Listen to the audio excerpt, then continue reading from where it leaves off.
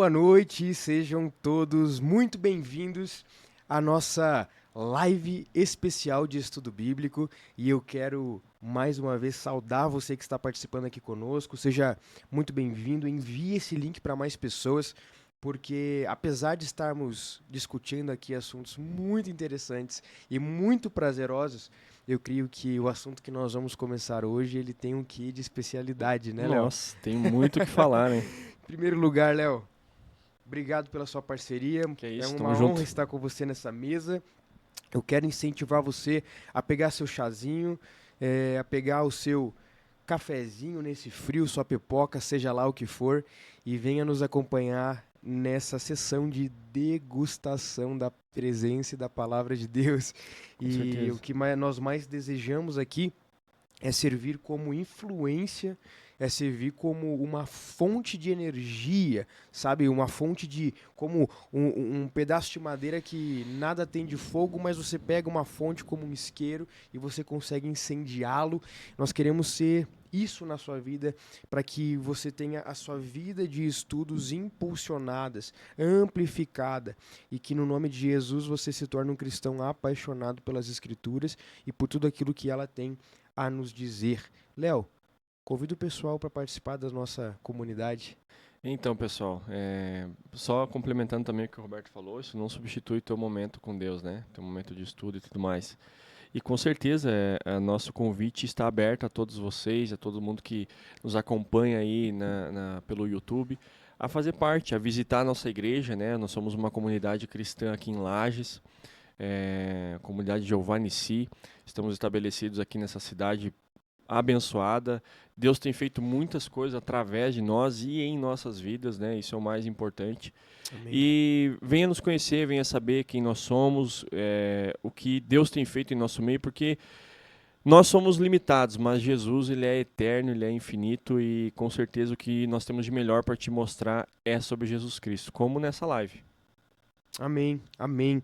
Então, se você já enviou esse link para mais pessoas, já chamou a família para o sofá, porque eu sei que você está sentado no sofá e na sua casa agora assistindo a gente. Então, vamos fazer uma oração e vamos buscar no Senhor inspiração e sabedoria, né, para que nós possamos construir juntos esse grupo de estudos. Amém? Espírito Santo, nós somos gratos a Ti, porque Tu és a fonte de todo conhecimento, Tu és a nossa fonte de vida. E se estamos aqui agora, é pela Tua misericórdia. Sim, Eu Jesus. quero te pedir, doce Espírito, que o Senhor alcance com a sua doce presença o coração de cada pessoa que está nos acompanhando, seja ao vivo nessa live, seja posteriormente.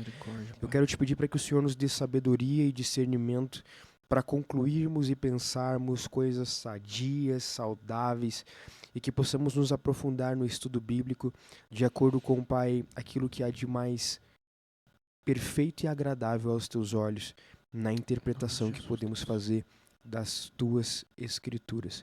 Nós somos gratos a Ti pelo privilégio de sermos livres para explorá-la e de estarmos aqui, Pai, em um ambiente onde podemos falar abertamente sobre Jesus. Muito obrigado, em nome de Jesus. Obrigado. Amém. Léo, hoje o tema é Apocalipse. Apocalipse. Eita! E é interessante que nós estamos desde Atos ou Romanos, Desde Romanos. em live, fazendo panoramas bíblicos, e desde o Gênesis fazendo panoramas bíblicos presenciais com a comunidade. Estamos encerrando, né? Estamos encerrando. Então, hoje é literalmente o Apocalipse. O início do fim. Esse é o início do fim.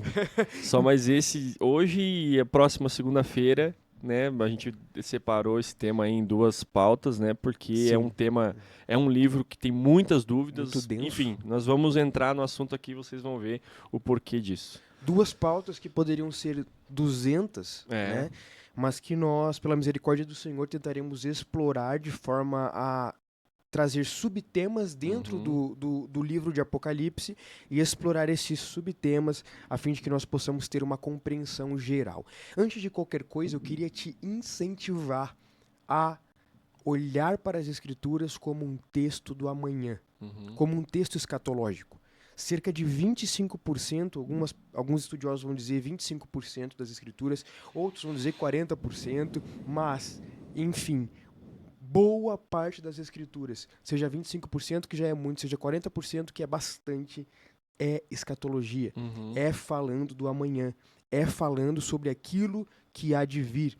E se Cristo, né, se Deus, cuidando da sua igreja, cuidando das comunidades de fé, ele deixou exatamente esses escritos para nós, falando sobre o amanhã, então não é um livro que você precisa deixar de lado ou ter medo dele. Pelo contrário, se Deus deixou símbolos, se Deus inspirou, nesse caso em especial, João para escrever o Apocalipse, é porque era necessário e é porque é fundamental que os nossos olhos estejam atentos a tudo o que foi dito. Com certeza. Se fosse só para a gente olhar para o Apocalipse e dizer o seguinte, é cheio de símbolos e eu não entendo, é tudo metáfora, vou ler aqui tudo metáfora, então não estaria ali. Apocalipse seria, Jesus vai voltar, permaneça fiel e firme, ponto. Mas é cheio de riquezas e detalhes profundos, é cheio de teologia complicada. Por um motivo, porque é importante. Então não fuja, por mais que seja mais complicadinho talvez, por mais que seja novidade para você e por mais que você tenha que quebrar muitos paradigmas que já foram construídos no seu coração em relação ao texto bíblico, em relação ao futuro da igreja, ao futuro do mundo. Talvez muitas coisas que você tinha ouvido por aí, por falta de sabedoria e você adotou como uma verdade, comecem a ser quebradas nessa sequência que nós vamos discutir aqui hoje. E na verdade esse seria eu acho que esse seria o mais importante, né? Porque nós vivemos aprendendo e sendo reformados, né? Dia após dia aprendendo com a palavra do Senhor. E como você falou, a título de informação, de dados, a palavra de Deus, ela, sei lá, vai ter 25% disso, 40% daquilo. Mas, ao contrário do que a filosofia grega dizia, que o tempo ele é um círculo, né? Que vai e volta, a história e o tempo contados com a perspectiva da palavra de Deus nos mostra o contrário, que não é um círculo, mas sim uma progressão, né? Então, desde Gênesis até o Apocalipse, é uma continuação do tempo. As coisas estão culminando para o fim, estão indo para uma conclusão da história, né? E Apocalipse, ao contrário do que a maioria das pessoas pensam, não é um livro para te botar medo, mas sim esperança. Não sei quem foi que trouxe a palavra Apocalipse para um sentido de fim do mundo, de escassez, de guerra, isso e aquilo, mas Apocalipse nada mais é do que uma revelação, né? O próprio nome significa isso, a revelação, ou seja, Deus está deixando claro as coisas ao nosso entendimento. E por mais que tenha um detalhe ou outro que a gente não possa não entender, ele é claro, ele está escrito em português, para o nosso entendimento. Deus não fez nada na palavra dele que não fosse para nos dar entendimento. Exato. Não falou isso aqui. Senão não estaria ali. Não estaria ali. Não trouxe isso aqui para nos confundir. Muito pelo contrário. Nos trouxe isso aqui para nos esclarecer os fatos no fim das contas. E nós vamos ler bastante textos aqui. Você vai perceber no decorrer das leituras que muitas coisas foi a gente que complicou. É que o texto está sendo muito mais claro do que nós pensávamos que ele era quando a gente imagina os textos apocalípticos. Mas como o Léo bem disse, Apocalipse significa revelação. Então, Apocalipse não significa final de tudo, né? Apocalipse significa revelação. E etimologicamente nós podemos entender como se fosse algo que o véu tivesse sido retirado. Então é tirar o véu. Existia algo oculto da nossa compreensão enquanto seres humanos, enquanto igreja, e que pela misericórdia do Senhor nos foi revelado através da vida do apóstolo João, o discípulo mais amado, também escritor das cartas joaninas e agora na ilha de Patmos, prisioneiro por amor do Senhor. E eu quero que você abra sua Bíblia comigo já em Apocalipse 1:9, onde João vai dizer assim: Eu, João, irmão e companheiro de vocês na tribulação, no reino e na perseverança em Jesus, estava na ilha chamada Patmos, por causa da palavra de Deus e do testemunho de Jesus.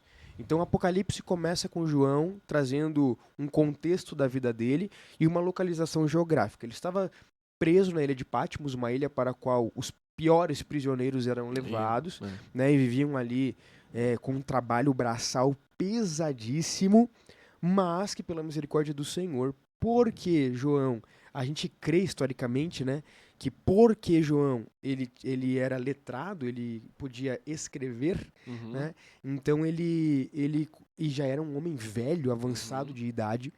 Então ele fazia serviços de escrita, provavelmente. Ele fazia serviços de escritório, de gabinete na ilha de Patmos, mas não deixava de ser um prisioneiro e viver as privações. Mas quando nós lemos Apocalipse e nós entendemos o contexto de João, nós entendemos também que até mesmo a prisão em Patmos foi um lugar de segurança do Senhor na vida de João.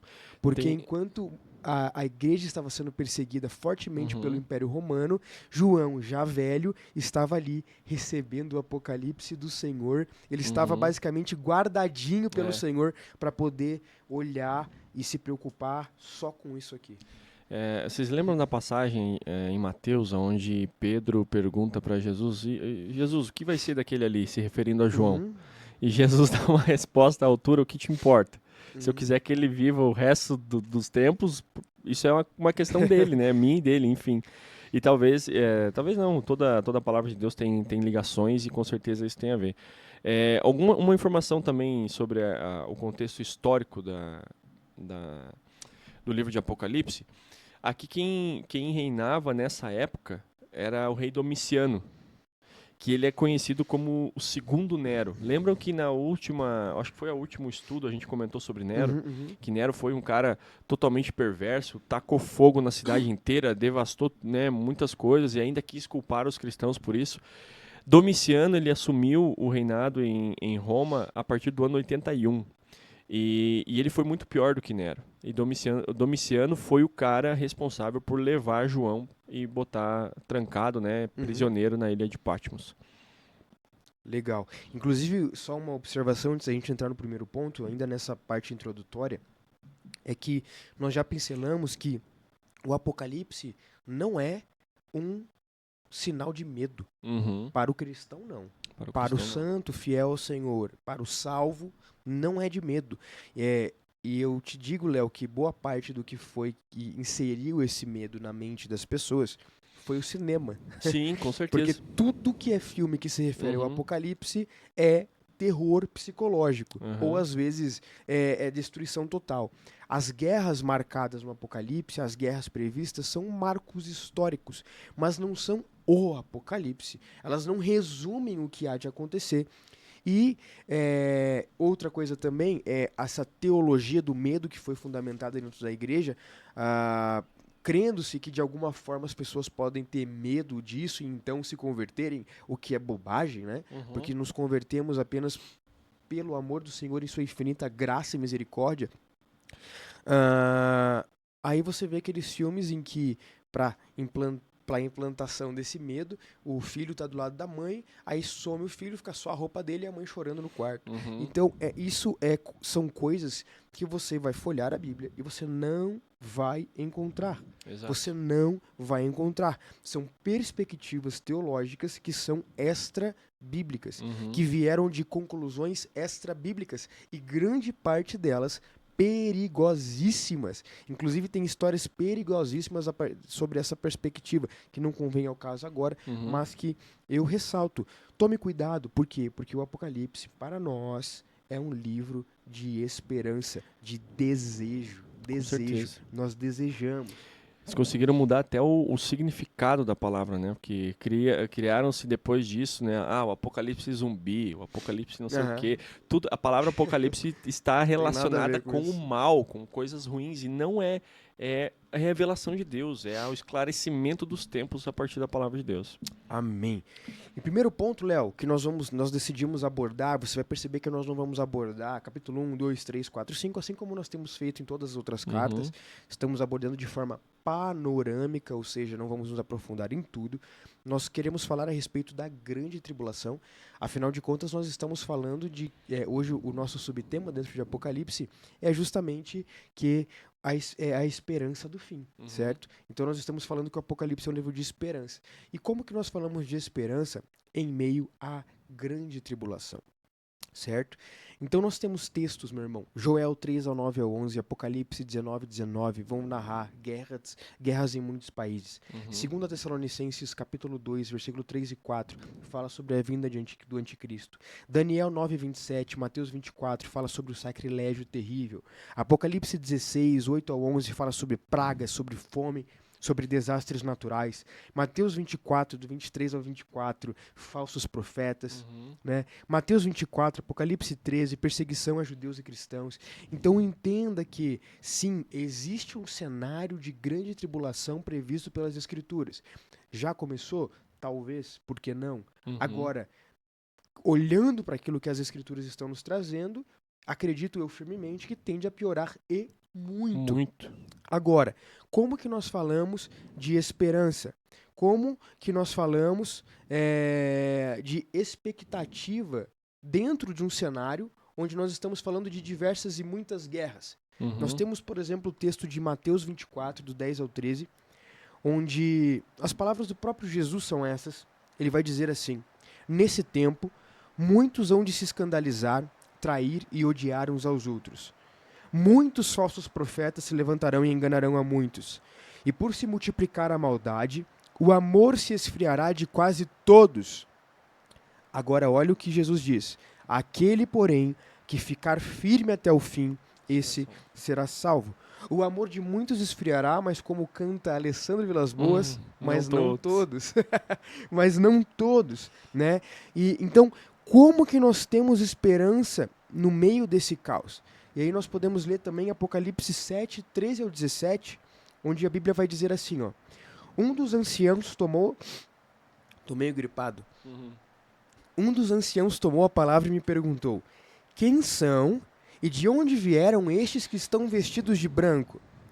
Perceba que nós estamos falando já de um cenário aqui onde nós já estamos vestidos de branco, né? Uhum. Muita coisa, muitas águas já rolaram. Ixi. Quem são e de onde são? E o Senhor responde: olha, e eu respondi, desculpa, João respondeu: o Senhor sabe. E então ele me disse: estes são os que vêm da grande tribulação, que lavaram suas vestes e as alvejaram no sangue do Cordeiro. Ou seja, é muito claro aqui que os santos passaram pela grande tribulação. Com Quem certeza. são estes? A igreja. Aqueles que passaram pela grande tribulação.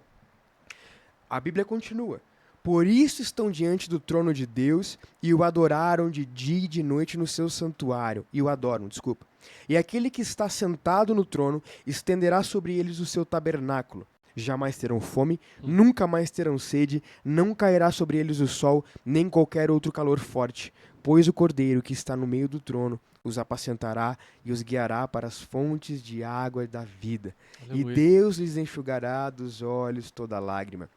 Então, como falamos, Léo, de alegria e esperança no meio da tribulação, falamos de um povo que se mantém fiel e que, encontrando-se com o Pai, com as suas vestes lavadas, eles serão alvejados no sangue do Cordeiro e eles terão toda a lágrima de seus olhos enxugadas. Ou seja, a igreja há de prevalecer e triunfar sobre a tribulação e não fora dela. Eu gosto muito da expressão sobre de que Jesus ele vem buscar, entre aspas, porque na verdade não é nós que vamos subir, a gente vai ver isso aqui, mas sim Jesus que vai vir reinar com a sua igreja. E ele não vai buscar uma igreja sofredora, minguada, que está ali, sabe, aos trancos e barrancos, não, ele vai vir buscar uma igreja triunfante, que perseverou até o fim, como Jesus falou em Mateus 24.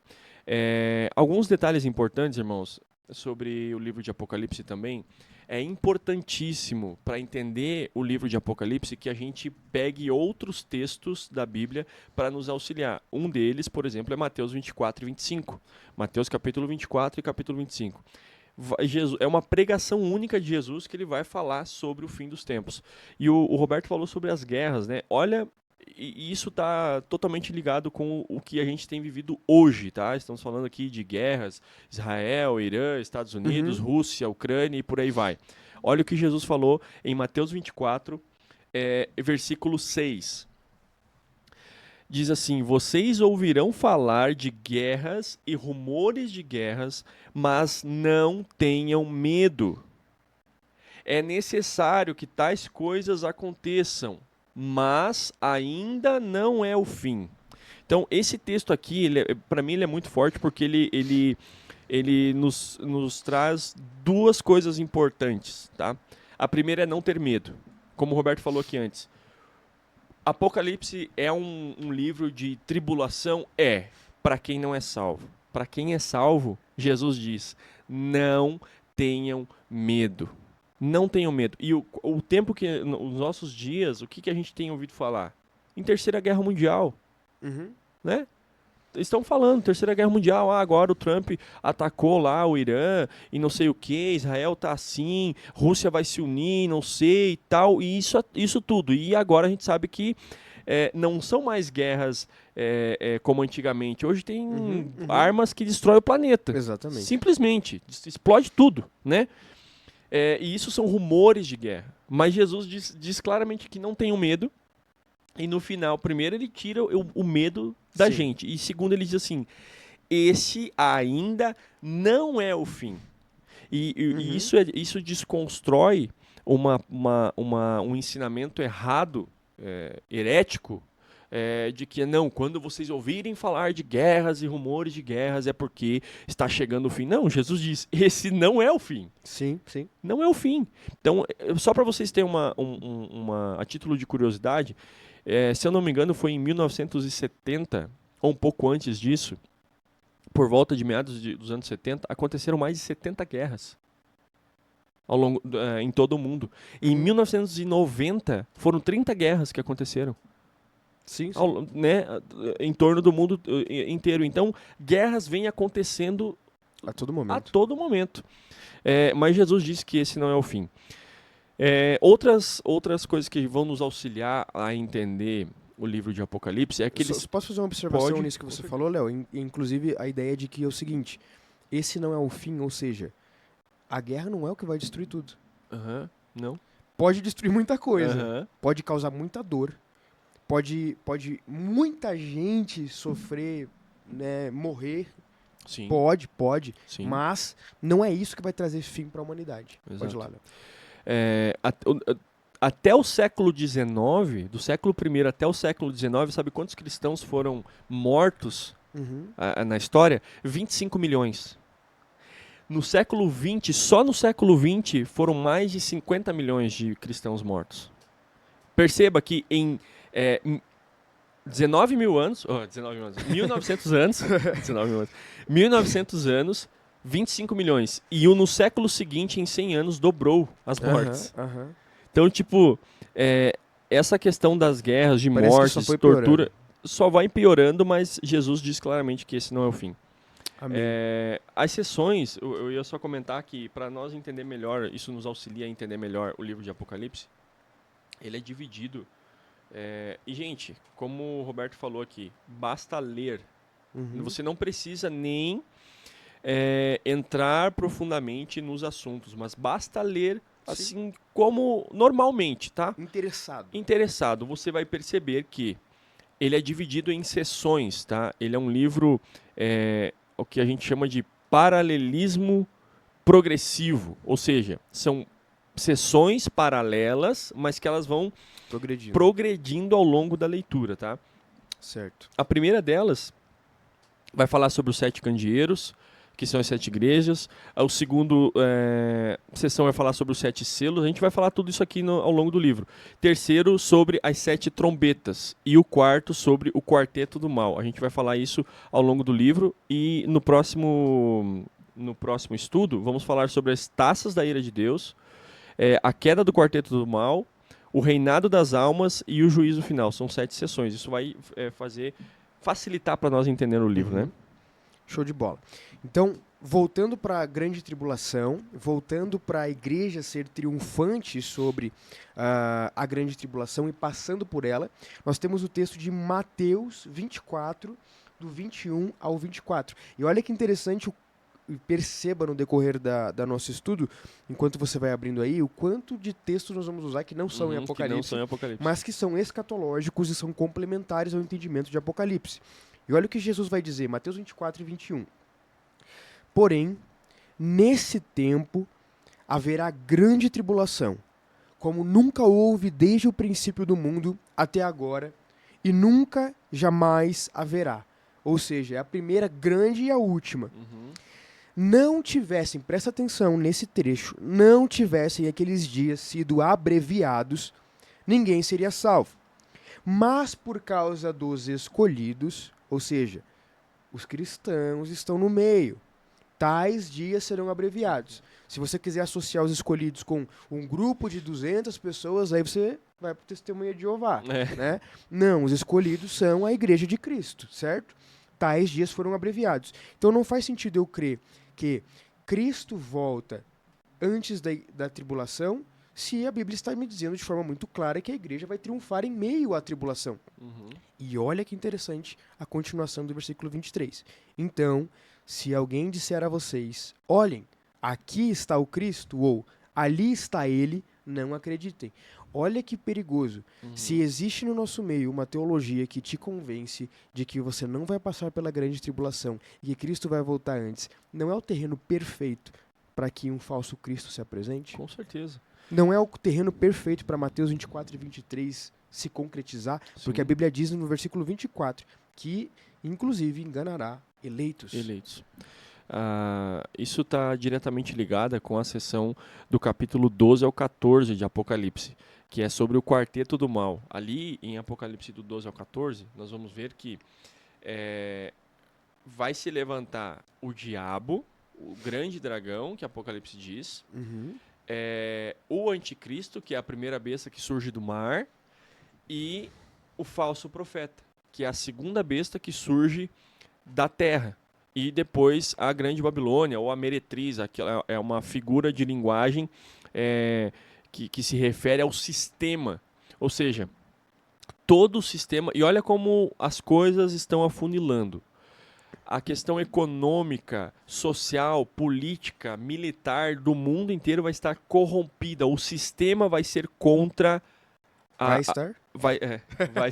Vai estar contra os mandamentos de Deus, contra as doutrinas do Senhor, contra as profecias de Deus. Então é o sistema. E as duas grandes bestas que vão se levantar, uma é o anticristo, para enganar, Perfeito. e outra é o falso profeta também para enganar. Então, Apocalipse, por mais que ele traga essas figuras, né, não são meramente símbolos e tal, não. Está diretamente relacionado com o que a gente vive. Que estão por vir, né? De Exatamente. fato, na prática. E a gente falou prática, a gente falou no estudo passado sobre o porquê as Sagradas Escrituras vivem inteiramente falando sobre cuidado com os falsos ensinos. Não tem... o sentido, irmãos, está diretamente ligado com a consumação dos tempos. Muitas pessoas vão ser enganadas com falsas doutrinas, com idolatria e por aí vai. Então, não se enganem. Estejam atentos às verdades do Senhor. Amém. Léo, sobre a grande tribulação, você quer complementar alguma coisa ou podemos ir para o próximo tópico? Basicamente que a igreja vai passar pela grande tribulação. Isso é um ponto que pode nos causar uma certa apreensão, sim, mas não se esqueçam que a igreja vai passar, não vai acabar na grande tribulação. Amém. A grande tribulação não é para a igreja, e sim para aqueles que perseguem a igreja, que são contra os mandamentos do Senhor, né? Até porque essa vida já não nos pertence mais, né? Não nos pertence. Outra coisa, desculpa, eu sei que vai ser muito, muito detalhe para a gente falar, mas outra coisa interessante que Apocalipse vai dizer é sobre as 7 trombetas. Todas as vezes que um anjo, vai dizer aqui em Apocalipse que o anjo vai tocar uma trombeta, Deus manda um sinal, uma pré-tribulação, um acontecimento que prejudique a humanidade de certa forma. Vai cair a ira de Deus sobre os astros, sobre o mar, sobre os homens, mas a Bíblia vai dizer, aqui, deixa eu até ler aqui, ó, capítulo 9 de Apocalipse, diz assim, ó, o restante da humanidade Isso está falando sobre as trombetas, tá? O restante da humanidade que não morreu por essas pragas, Deus enviou pragas a cada trombeta tocada, tá? Nem assim se arrependeu das obras das suas mãos, eles não pararam de adorar os demônios, os ídolos de ouro, prata, bronze, pedra, madeira, ídolos que não podem ver, nem ouvir, nem andar. Também não se arrependeram dos seus assassinatos, das suas feitiçarias e da imoralidade sexual e dos seus roubos. A grande tribulação não salva ninguém. Não salva ninguém a grande tribulação, mas aqui, antes da grande tribulação, né, que a gente não chegou ainda no capítulo 20, Deus envia essas pragas e ainda assim concede chance de arrependimento. Deus é tão misericordioso, Roberto, que mesmo no fim dos tempos ele vai mandar suas pragas, mas assim com o pé no freio, para que as pessoas que cometem tais obras contrárias àquilo que Deus manda tenham a chance ainda de se arrepender. Não está falando de uma segunda chance, não, ele está falando ainda a vida está rolando. A vida está rolando. A graça é a mesma, o Espírito é o mesmo. Mesma coisa. Mas aqui as trombetas, os anjos começaram a tocar as trombetas, são 7. E nessas 7 trombetas Deus está avisando, olha, ainda tem um restinho de tempo, se arrependo, mas aqui diz que eles não se arrependem. Ou seja, tribulações não salvam. Tribulações não geram mudança em ninguém. Não existe essa... Se não vai por amor, vai pela dor. Não, todo mundo vai pela graça. Boa. Ponto, né? Todo mundo vai pela graça. Então, em primeiro lugar, a igreja passa pela tribulação e prevalece. Ela sai triunfante sobre essa tribulação. Em segundo lugar, falando ainda de que o Apocalipse é um livro sobre esperança, Jesus voltará e a sua noiva o receberá. Existe uma imagem na nossa cabeça a respeito da volta de Jesus, Léo, que muitas vezes é aquela imagem de que ele vai nos levar para uma outra dimensão, né? Onde tudo está em tons pastéis, tudo é meio bege, meio rosado, e a gente está ali deitado com uma roupinha branca, com um arquinho e flecha nas costas, caminhando nos algodão. Nuvem, e a gente tem essa visão infantilizada. E até mesmo eu acredito que isso menospreza tudo que Deus já fez, para ser sincero, a gente vai falar sobre isso, mas com uma subida infinita até um lugar XYZ. Mas a verdade é que a vinda de Cristo, ela vai ser da mesma forma como ele subiu. Exatamente. E João 14:18, a Bíblia nos traz essa premissa de esperança, onde Jesus vai dizer, não deixarei que fiquem órfãos, voltarei para junto de vocês. Em Atos dos Apóstolos, capítulo 1, versículo do 9 ao 11, olha que interessante, a Bíblia diz que, tendo dito isto, ou seja, Jesus estava ali falando com os discípulos, né? Tendo dito o que ele disse, foi elevado às alturas enquanto eles olhavam, e uma nuvem o encobriu da vista deles, e eles ficaram com os olhos fixos no céu enquanto ele subia. De repente, surgiram diante deles 2 homens vestidos de branco, que lhes disseram, Galileus, por que vocês estão olhando para o céu? Este mesmo Jesus, que dentre vocês foi elevado aos céus, voltará da mesma forma como o viram subir. O Jesus que do meio de vocês se elevou, para o meio de vocês voltará. Olha, perceba como é simples o que as Escrituras estão nos dizendo, mas a gente complica.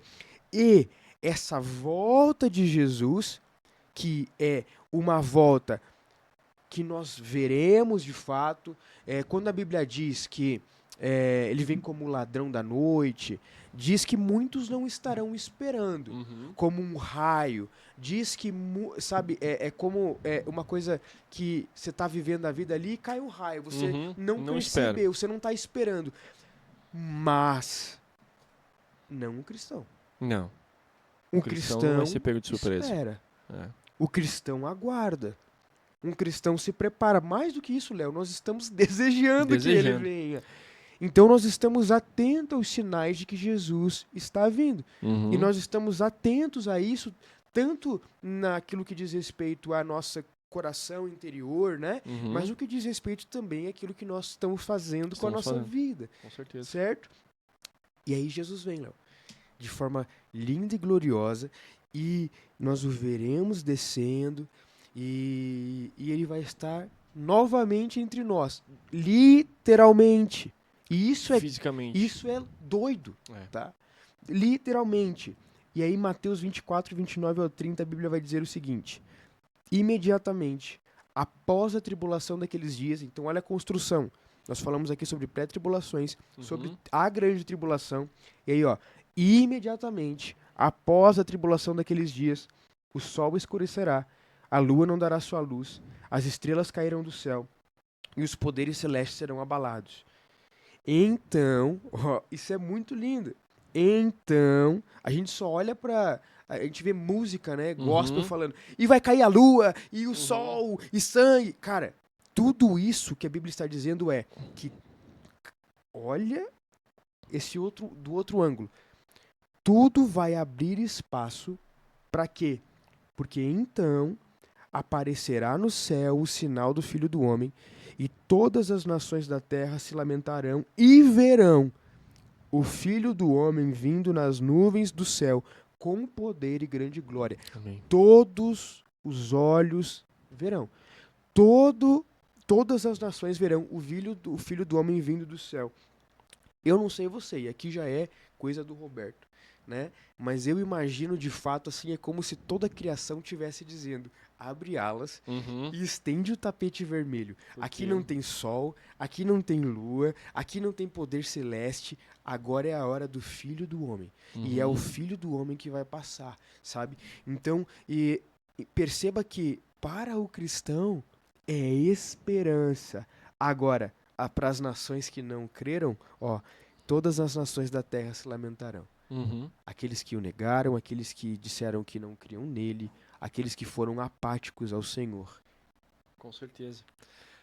Aqui também é um acontecimento que é logo após, né, quando o sol escurece, a lua não dá mais a luz e por aí vai, os céus, né, as estrelas cairão do céu. Aqui está se referindo às 7 taças da ira de Deus. Você lembra que agora há pouco eu comentei sobre as 7 trombetas, né? As 7 trombetas é o princípio das dores. Vamos supor assim, né? Meio que um sinal da tribulação. Mas as 7 taças da ira de Deus é tipo assim, Deus tirou o freio. E aí veio a ira do Senhor contra aqueles que perseguem a igreja. As 7 trombetas, quando os anjos soam as trombetas, são pragas de Deus misturado com misericórdia, meio que para conceder ainda a chance. Mas as 7 taças da ira de Deus, Deus soltou o freio da sua ira e derramou o cálice completo da sua ira sobre a humanidade. E aí todas as nações que não obedeceram ou obedecem a Deus lamentarão profundamente. Mas aí é como o Roberto falou, é só o início do acontecimento para abrir as portas aí para Jesus chegar reinando lindo, com toda a sua glória. Eu percebo até sendo de fato um movimento único, porque a Bíblia diz imediatamente. Então, imediatamente o sol escurecerá, imediatamente a lua não dará luz, óbvio, porque se o sol escureceu, a lua não dá luz. Então é um movimento único, entende? Sim. E as estrelas cairão. Então é um movimento único, onde tudo vai acontecer. Apocalipse 1:7, inclusive, complementa dizendo: eis que ele vem com as nuvens e todo olho o verá, até mesmo aqueles que o transpassaram. E todas as tribos da terra se lamentarão por causa dele, certamente. Amém. Olha que interessante. Então a gente não vai sumir, Léo. Não. Se Jesus está vindo e todo olho verá, inclusive os que os transpassaram. Os que o transpassaram. Certo? Então nós estamos falando de uma vinda nítida de Jesus. E Jesus vindo de forma literal. E isso é muito mais legal. Quando o Roberto lê aqui, até mesmo aqueles que o transpassaram, claramente a palavra de Deus está falando sobre aqueles que caluniaram, cuspiram em Jesus, bateram em Jesus quando ele foi crucificado, né? Então até esses verão. Todo mundo vai ver, todo mundo vai ver. Isso aqui é muito importante, já que nós estamos falando sobre o livro de Apocalipse ser um livro de esperança para os santos, porque tira aquele medo, né? E você que está nos acompanhando, você que é salvo, tem certeza da sua salvação, crê em Cristo Jesus e o serve com a sua vida, você tem que entender que você não vai ser pego desprevenido. Porque ele vai vir como um ladrão, sim. Como a gente comentou agora há pouco, se você estiver despreparado, se você não crer, se você não for salvo, se você não obedecer a palavra de Deus. Caso contrário, para ti que é salvo, não é não, estava aqui dormindo, perdi o ônibus, perdi o horário. Jesus ia chegar aí às 5 horas, acordei 5h20, putz, fiquei, agora eu tô lascado. Não, não é assim. Então, nós temos que... É engraçado também, porque isso foi construído na nossa cabeça há muito tempo e nos causou medo. Sim. Né? Mas Apocalipse é um livro de esperança. Se Jesus voltar agora, eu vou ficar... eu tinha nessa pegada. Uma amiga, quando ela era criança, crescendo debaixo dessa teologia do medo aí, os pais dela precisaram resolver alguma coisa, eles levantaram ainda de madrugada e saíram de casa. E deixaram só as roupas, os pijamas ali. E o engraçado é que ela acordou criancinha, imagina, tipo, a mentalidade limitada de uma criança, ela foi no quarto dos pais e ela não viu ninguém. E ela começou a chorar desesperadamente, achando que ela tinha ficado e Jesus tinha voltado. Isso causa traumas nas pessoas. Irmãos, capítulo 5, complementando ainda esse assunto sobre esperança, olha o que diz o capítulo 5 de Apocalipse, tá? Do versículo 1 até o 5 também. João diz assim: Então vi na mão direita daquele que está sentado no trono um livro em forma de rolo, escrito de ambos os lados e selado com 7 selos. Vi um anjo poderoso proclamando em alta voz: Quem é digno de romper os selos e abrir o livro? Mas não havia ninguém, nem no céu, nem na terra, nem debaixo da terra, que pudesse abrir o livro, ou sequer olhar para ele. Eu chorava muito, porque não se encontrou ninguém que fosse digno de abrir o livro ou de olhar para ele. Então um dos anciãos me disse: Não chore, eis que o leão da tribo de Judá, raiz de Davi, venceu para abrir o livro e os seus 7 selos. Sabe o que isso significa, irmão? Isso aqui é uma mensagem de tanta esperança que precisa a gente ler umas 200 vezes para que isso vá gerando em nós um entendimento correto. O livro aqui é o livro da vida. É o livro da história dos tempos, né, da história da humanidade. E quando diz aqui que ninguém foi achado digno de abrir essa história e abrir os selos, claro que aqui também tem um certo simbolismo, mas o selo se refere aos nós da vida. Ninguém consegue entender muita coisa dessa vida. E aqui diz que não foi encontrado no céu, nem na terra, em lugar nenhum, no inferno, nos porões do inferno, em lugar nenhum não foi encontrado alguém digno de pegar esse livro e abrir os selos, e abrir esse livro. Mas quem foi digno? Jesus. Jesus venceu, ele estava com o livro na mão, ele olhava para o livro, ele abria os selos e ele consumava a história. É isso que João está falando, o tamanho poder de Jesus. O tamanho glória, o tamanho resplendor de Jesus. Ele é o dono da história. Ele é quem vai consumar. A história está sobre as suas mãos. É isso que João está falando. Então, tipo assim, a grande tribulação, eu tô passando por um momento difícil, minha família aconteceu isso, porque a minha vida tá assim, tá assado e tal. Não se esqueça que o livro da vida está nas mãos de Jesus. Ele é o único digno de abrir e ter esse livro em suas mãos. Em qualquer momento da sua vida você pode ler esse texto aqui de Apocalipse e descansar o teu coração. Não, peraí. Independente do que acontecer no mundo, ele virá e vai ser um prazer estar com ele. Inclusive, nós temos as parábolas, né, que complementam essa nossa noção a respeito da vinda de Cristo, como, por exemplo, a parábola das 10 virgens, onde nós temos as 5 insensatas e as 5 sensatas. Eu vou rapidamente abreviar, né? As 5 insensatas são aquelas que não colocaram, não se preveniram com mais óleo nos seus candelabros a fim de iluminar a vinda do noivo, e as outras 5 foram as prevenidas, né, que se anteciparam, encheram as suas lamparinas e elas puderam receber o noivo. Perceba que nessa situação o noivo vem em tempo bom. O noivo vem e as 5 virgens o recebem. E quando elas o recebem na parábola, elas o levam para a festa. Então nós vamos receber Jesus e creio que nas alturas nós vamos o receber, a igreja de Cristo vai receber Jesus vindo nas alturas e nós vamos trazê-lo para a festa. Nós vamos trazê-lo para o quê? Para o casamento, para a celebração, certo? Cristo é o nosso noivo e ele está vindo consumar todas as alianças, né? E a parábola dos próprios talentos, onde ele entrega um para um, né? Você conhece a história. 2 para outro e 5 para outro. É interessante que... É 1, 2 e 5 ou 1, 5 e 10? Esqueci agora. Eu não lembro agora. 1, 2 e 5. É interessante que o Senhor dos homens que receberam os talentos, ele vai para um outro país, ele vai para uma outra nação, mas ele volta. E ele volta naquele lugar, e ali então ele faz um acerto de contas. Então nós cremos de forma muito vívida que Cristo há de voltar de forma literal. E continuando, Léo, ele vai fazer o quê? Ele vai estabelecer o seu reinado sobre nós. Nós temos quanto tempo ainda? Não, Tem quanto tempo de live? Já deu 50?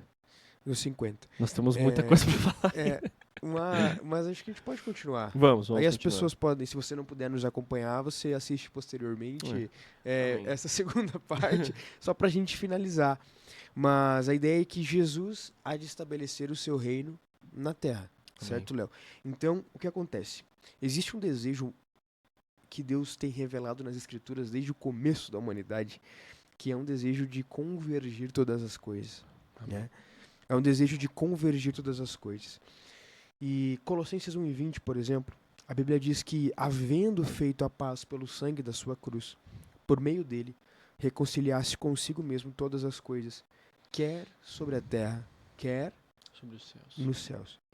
Ou seja, em Cristo, céus e terra se encontram de fato. E tudo é reconciliado nele. Efésios 1, 9 e 10. Ele nos revelou o mistério da sua vontade, segundo o seu propósito, que ele apresentou em Cristo. Qual foi a grande revelação que o Pai apresentou em Cristo? O que é?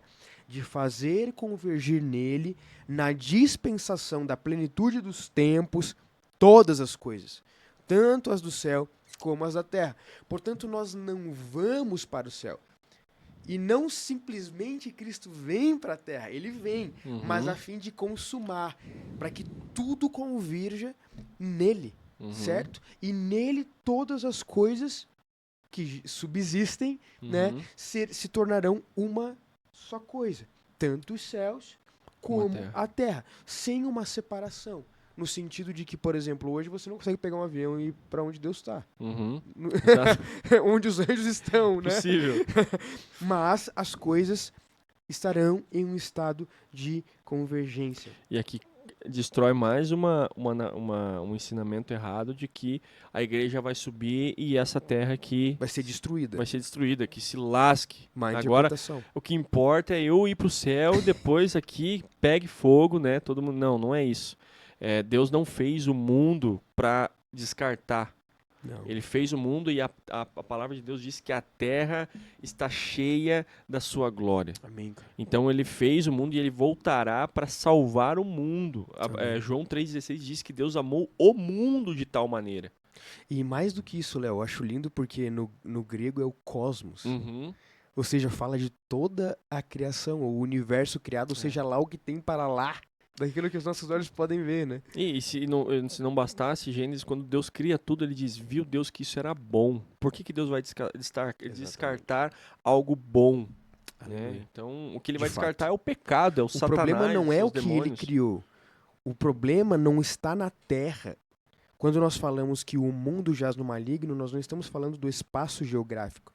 Nós estamos falando de uma atmosfera, vamos usar essa palavra, de uma atmosfera espiritual, de o sistema dos seres humanos está subjugado nas mãos do maligno. Mas a terra é bom. Imagine, você pode fazer uma reflexão muito simples e chegar nessa conclusão. Quando Deus ele está criando o mundo, no decorrer do Gênesis dos 7 dias, ele não cria um mundo mais ou menos. Ele não faz um investimento custo-benefício. Tudo que ele cria no auge de sua perfeição e ele viu que era bom. Ou seja, não faz sentido por causa de mim e de você que somos podres, Deus destruir o resto. Faria sentido ele destruir a gente. Mas é por isso que ele vem redimir a gente e a gente entra em harmonia com o resto. Perfeito. Então, entende?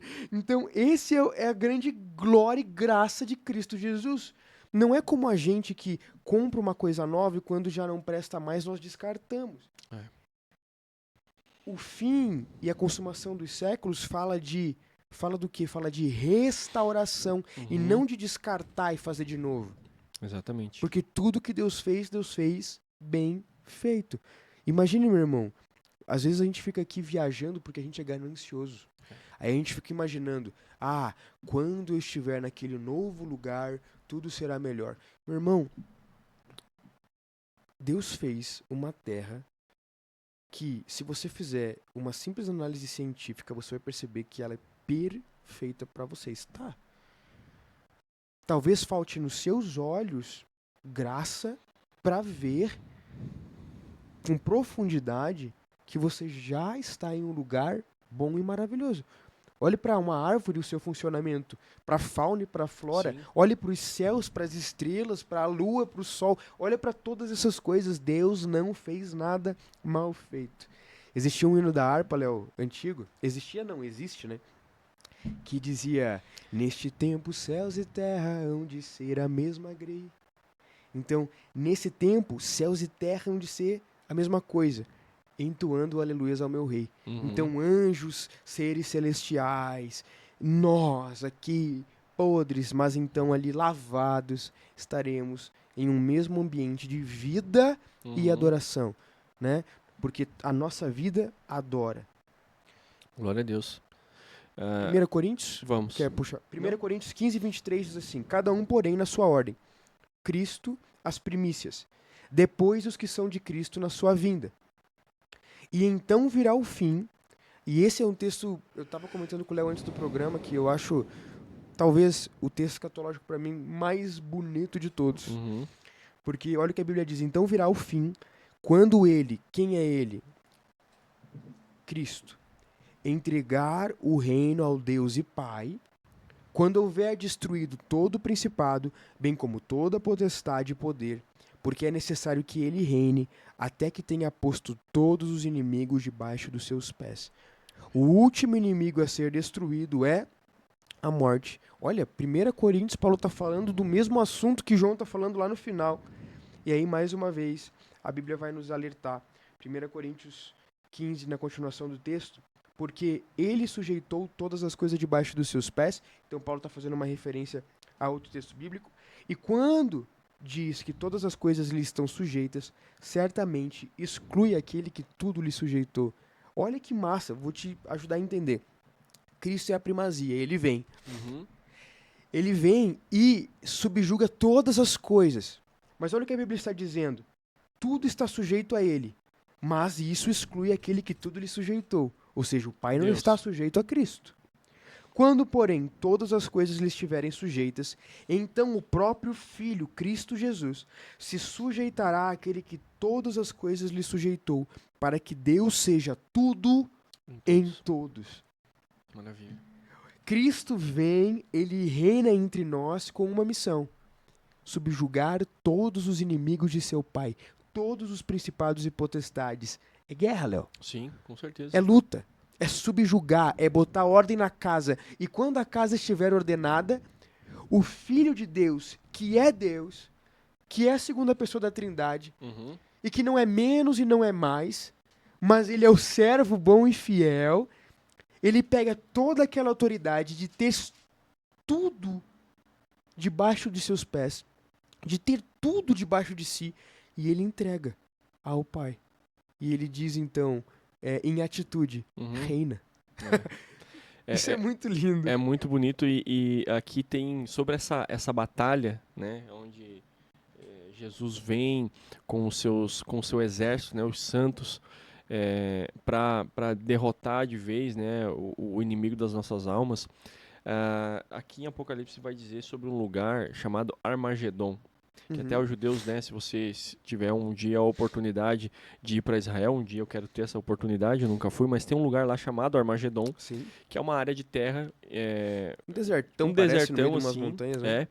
E onde eles dizem que lá acontecerá a última batalha, e vai ser uma batalha e tal, e assim, idealizando uma guerra como se Jesus e a igreja fossem lutar par a par com o inimigo. Mas não é assim que acontece. A Bíblia vai dizer em Apocalipse que Jesus, esse cavaleiro, vai sair de sua boca uma espada. uma espada. E ele, com um sopro, com uma atitude só, com uma ação só, vai destruir, colocar e amarrar Satanás e os seus subordinados para sempre. Então não é uma guerra que Jesus vai vir e vai lutar e eles vão... Não, Jesus já venceu tudo, ele vem para consumar, né? Então tem muita coisa aqui de Apocalipse que nos traz a simbologia e de coisas que a gente aprendeu errado, né? Imagina na nossa cabeça, mas que na verdade está tudo sob o controle de Jesus, tudo. Né? Tudo subordinado a ele, né? Glória a Deus. Apocalipse 21, 1 ao 3, a gente está finalizando. A Bíblia diz assim: e vi novo céu e nova terra, pois o primeiro céu e a primeira terra passaram e o mar já não existe. Vi também a cidade santa, a nova Jerusalém, que descia do céu da parte de Deus, adornada como uma noiva, enfeitada para o seu noivo. Aleluia. E então ouvi, olha que interessante, nós não estamos indo para Nova Jerusalém, a Nova Jerusalém está descendo do céu. Então ouvi uma forte voz que vinha do trono e dizia: eis o tabernáculo de Deus com os seres humanos. Deus habitará com eles, eles serão povos de Deus, e Deus mesmo estará com eles e será o Deus deles. Jesus reina sobre nós, subjuga todos os inimigos de seu Pai, entrega as chaves do reino para o Pai que vem e reina sobre nós para toda a eternidade. E eu quero finalizar, Léo, não sei se você quer falar alguma coisa. Não, pode finalizar. Mas eu quero finalizar com Mateus 6 e 9, 6, 9 e 10, que é a oração do Pai Nosso, para que você também pegue mais um pontinho aqui daquilo que Jesus ora, quando ele diz: portanto, orem assim: Pai nosso que estás nos céus, santificado seja o teu nome, venha a nós o teu reino, seja feita a tua vontade, assim na terra como no céu. Estamos falando de um desejo de que o reino de Deus venha até nós e que todas as coisas, quer no céu, quer na terra, por meio de Cristo Jesus, glorifiquem a Deus. Amém. Temos ainda bastante coisa, né, para comentar sobre esse livro. Hoje, lembrar você que está nos acompanhando, a gente falou sobre a perspectiva de Apocalipse como sendo um livro de esperança. E não de medo, né? Você cristão, você salvo, você precisa entender que Apocalipse é a resposta da história da humanidade para aqueles que creem, e é uma resposta muito boa, né? É a consumação da boa nova de Cristo, da boa nova do Evangelho. Jesus é vencedor e ele voltará para reinar junto com a sua igreja. Então, que o Espírito Santo nos ajude, né, a perder esses medos, a desconstruir, como você falou antes, ensinamentos que por anos foram ensinados para nós, e que a gente venha, eu nem leio Apocalipse porque eu fico com medo, eu não entendo muita coisa, e não é bem assim. Apocalipse é um livro da revelação do Senhor para nossas vidas, né? Glória a Deus. Meu irmão, muito obrigado por nos acompanhar até aqui. Tem muito mais da parte do Senhor nos esperando.